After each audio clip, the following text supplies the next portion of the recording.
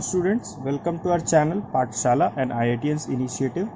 So last class में हम लोगों ने देखा था केमिकल इक्विलिब्रियम के बारे में, जिसमें मैंने कवर किया था व्हाट इज़ केमिकल रिएक्शन और इक्विलिब्रियम के पे क्या क्या कैरेक्टरिस्टिक्स होता है, स्टेबिलिटी के बारे में पढ़ा था, रिएक्टेंट्स प्रोडक्ट्स के बारे में भी थोड़ा सा हम लोगों ने स्टडी किया था, types of chemical reaction such as reversible reaction and irreversible reaction. फिर हम लोगों ने देखा था इक्विलिब्रियम पे क्या क्या कैरेक्टरिस्टिक्स होते हैं और हमने देखा था कि ग्राफ किस तरह से वैरी करता है for reactants and products during the chemical reaction. इन सब टॉपिक्स को हमने लास्ट क्लास में कवर किया था। आज का जो टॉपिक होगा वो होगा कंसंट्रेशन। किसी भी कंपाउंड का हम कंसंट्रेशन कैसे निकाल सकते हैं। तो कंसंट्रेशन का अगर आप फॉर्मूला देखें तो वो होता है concentration equal to given mass of substance by molar mass into volume. Litre में होना चाहिए। वॉल्यूम आपका गिवन है, गिवन मास आपका दिया हुआ रहेगा, मोलर मास आपको पता होना चाहिए या कंडीशन या क्वेश्चन में दिया रहता है सॉरी। ठीक है। अब अगर कंसंट्रेशन लिखते हैं तो मान लीजिए कोई कंपाउंड है X, तो ये उसका सिंबॉलिक रिप्रेजेंटेशन होता है, बार ब्रैकेट्स के अंदर उस कंपाउंड का नाम, ये होता है कंसंट्रेशन फॉर्म में रिप्रेजेंट करना। तो देखते हैं कुछ एग्जांपल्स जिससे कि थोड़ा क्लियर हो जाएगा कि कंसंट्रेशन कैसे निकलता है। तो लेट्स से क्वेश्चन है कि वॉल्यूम दिया हुआ है 10 लीटर और गिवन मास है 16 ग्राम ऑफ मीथेन। दूसरा क्वेश्चन है 18 ग्राम पानी का। तीसरा आप ले सकते हैं 35.5 क्लोरीन गैस का। ठीक है, ये हो गया पहला, ये हो गया दूसरा, ये हो गया तीसरा। तो पहला क्वेश्चन देखते हैं, कंसंट्रेशन ऑफ मीथेन। तो ऊपर में आता है गिवन मास, नीचे में आएगा मोलर मास इनटू वॉल्यूम। 16 कटा 0.1 m। अब यहाँ पे ये m क्या है, तो अगर आप पहले से पढ़े हुए हैं तो 0.1 m का मतलब है मोलैरिटी। ये m कहते हैं हम मोलैरिटी, यूनिट ऑफ कंसंट्रेशन। ठीक है। दूसरा क्वेश्चन देखते हैं,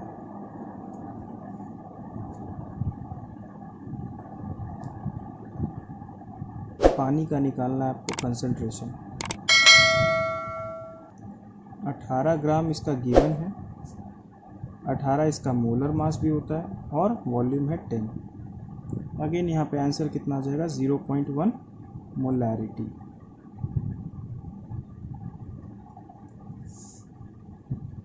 तीसरा देखते हैं,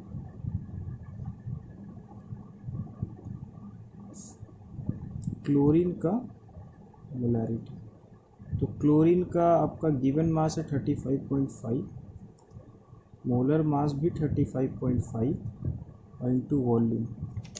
अगेन ये कितना आ जाएगा 0.1 मोलैरिटी। अब लेट से अगर क्वेश्चन चेंज कर दें, गिवन मास अगर क्लोरीन का कर देते हैं 70 ग्राम्स, तब कितना आएगा कंसंट्रेशन। तो 70 बाय 35.5 इंटू 10, तो ये 2 से जाके ये 1/5 और ये 0.2 मोलैरिटी। तो आपको समझ में आ गया होगा कि कंसंट्रेशन हम किसी भी कंपाउंड का कैसे निकालते हैं। नेक्स्ट जो हमारा टॉपिक है वो है equilibrium constant, most important topic of this chapter. इसी के बेसिस पे सारे क्वेश्चंस आते हैं। ठीक है। मान लीजिए एक केमिकल रिएक्शन है, एग्जाम्पल पे ए इसका कोएफिशिएंट, बी इस रिएक्टेंट का कोएफिशिएंट और मान लीजिए प्रोडक्ट्स। तो रेट ऑफ रिएक्शन जो होगा वो हमेशा डायरेक्टली प्रोपोर्शनल होगा किसके, concentration of reactants to the power of their coefficients into जो उसका सेकेंड रिएक्टेंट होगा या उसका थर्ड रिएक्टेंट होगा। ठीक है, अब रेट लिखना है और इस प्रोपोर्शनल को हटाना है, तो एक प्रोपोर्शनल कांस्टेंट आता है, उसे हम कहते हैं के। बाकी के terms as it is.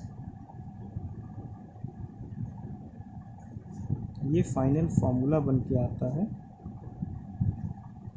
Rate of any reaction where K is the constant of reaction, sorry rate constant.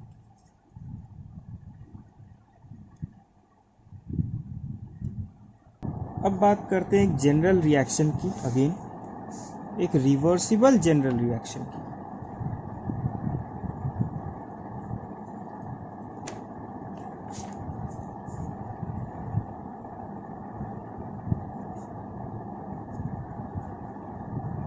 Late say रिएक्टेंट्स हो गए आपके ए और बी। रिवर्सिबल रिएक्शन के लिए ही हम सारे क्वेश्चन सॉल्व करेंगे। प्रोडक्ट्स हो गए आपके सी प्लस डी। तो आगे बढ़ने की जो कैपेसिटी है इस रिएक्शन की, उसका अगर हम लिखते हैं रेट, फॉरवर्ड रिएक्शन रेट, जो कि हम कह सकते हैं R1, तो वो क्या हो जाएगा के फॉरवर्ड ब्रैकेट में ए और इनटू बी। इसी तरीके से पीछे जाने की जो कैपेसिटी होगी, backward reaction rate R2 is equal to K D, C पे पावर सी और डी पे पावर डी। तो अगर क्वेश्चन अराइज होता है कि क्यों ए और बी ही और क्यों सी और डी ही, तो जब भी हम रिएक्शन में आगे बढ़ते हैं तो हमेशा क्या होगा, रिएक्टेंट्स होंगे वो घटेंगे। तो इसीलिए आगे बढ़ने की जो कैपेसिटी है वो डिपेंड करता है रिएक्टेंट्स पे, और पीछे आने की जो कैपेसिटी होती है रिएक्शन की वो डिपेंड करता है प्रोडक्ट्स के कंसंट्रेशन पे। यहाँ पे rate of the constant, sorry rate constant forward के लिए अलग होगा, बैकवर्ड के लिए अलग होगा। इसीलिए ये हो गया के फॉरवर्ड, ये हो गया के बैकवर्ड। तो इक्विलिब्रियम पे क्या होता है, एट इक्विलिब्रियम आगे बढ़ने का जो रेट होगा रिएक्शन का और बैकवर्ड जाने का जो रिएक्शन का रेट होगा वो इक्वल हो जाता है। तो R1 is equal to R2, rate of forward reaction is equal to rate of backward reaction. अगर इसका इक्वेशंस पुट करें तो वो क्या हो जाएगा, के F concentration of A, concentration of B to the power coefficients, KB, rate constant of backward reaction into C पे power C, D पे power D। तो रेशियो क्या हो जाएगा, K forward bye K backward. ये आता है आपका concentration of C, concentration of D by concentration of A by concentration of B, और इसी को हम कह सकते हैं के सी, where Kc is the equilibrium constant।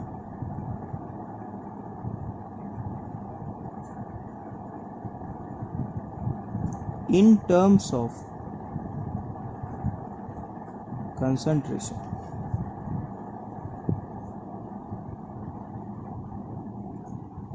ये वर्ड ज़रूर याद रखिएगा। कंसंट्रेशन के तौर पे जो कांस्टेंट आता है उसे हम बोलते हैं Kc। Kc is a constant and is called the equilibrium constant in terms of concentration, where all the concentrations are at equilibrium and are expressed in moles per liter। अब एक दो एग्जांपल्स देखते हैं और उसका कैसे Kc निकलता है, इक्विलिब्रियम कांस्टेंट फॉर कंसंट्रेशन, वो देखते हैं। मान लीजिए पहला एग्जांपल है PCl5, रिवर्सिबल रिएक्शन है तो PCl3 प्लस Cl2। अगर इसका Kc लिखना है तो डायरेक्ट हम लोग लिख सकते हैं क्या, रिएक्टेंट्स और प्रोडक्ट्स के फॉर्म में।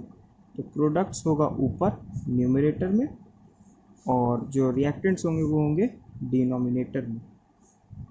तो concentration of PCl3 concentration of chlorine by concentration of PCl5।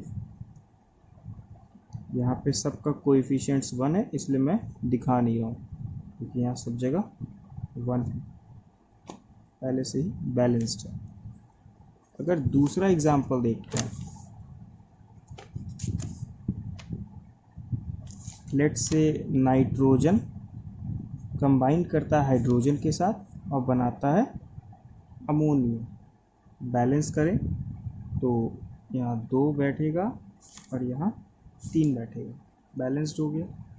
अगर इसका Kc लिखना है तो ये हो जाएगा अगेन प्रोडक्ट्स ऊपर, तो concentration of ammonia to the power coefficients जो कि है 2 by concentration of reactants coefficient 1 into again second reactant जो कि है हाइड्रोजन और इसका पावर हो जाएगा 3। तो इस तरीके से हम Kc निकाल सकते हैं। So thank you students. अगर वीडियो अच्छा लगे तो चैनल को सब्सक्राइब करना मत भूलिएगा और बेल बटन दबा दीजिएगा आगे के नोटिफिकेशंस के लिए। बाकी कोई भी डाउट हो, कोई भी चीज़ शेयर करना हो तो आप हमारा इंस्टाग्राम और टेलीग्राम का पेज ज्वाइन कर सकते हैं। Thank you.